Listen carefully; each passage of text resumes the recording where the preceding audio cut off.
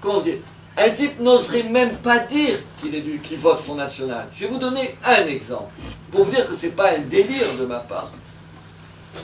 Le centre de formation des journalistes de la rue du Louvre est une des plus prestigieuses écoles de journalisme.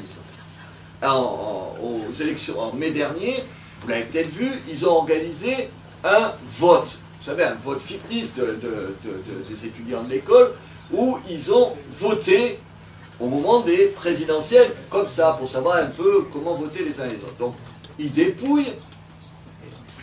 Il n'y a pas une voix pour Dupont-Aignan. Vous direz, on représente 2% des voix, on comprend. Pas une voix pour Marine Le Pen. On ne va quand même pas voter pour un facho qui est hitlérien, quasi hitlérien. Il n'y a pas une voix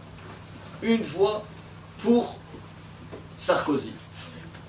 Il n'y a pas dans l'école de journalisme qui va former les cadres de ce métier, pas un seul garçon, pas une seule fille qui vote à droite. Mais moi, ça m'a scandalisé. Mais de la même façon, s'il n'y en avait pas un seul qui votait à gauche, supposez que tout le monde vote pour Sarkozy, Marine Le Pen ou Dupont-Aignan. Vous vous dites, enfin, c'est juste un problème dans cette profession, qu'elle soit à ce point coupée du réel de ce pays. Il ne s'agit pas d'être à l'image totale de ce pays, mais un minimum quand même à l'image du pays. Je vois le directeur de l'école, que je connais par ailleurs, qui est un type charmant et tout.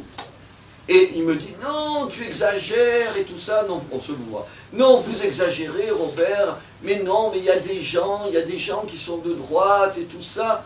Mais il me dit, mais ils n'osent pas le dire. Et je lui dis, c'est pire. C'est pas une excuse. C'est-à-dire, vous pensez que le fait qu'on le soit, mais qu'on ne le dise pas, ça atténuerait le fait qu'on le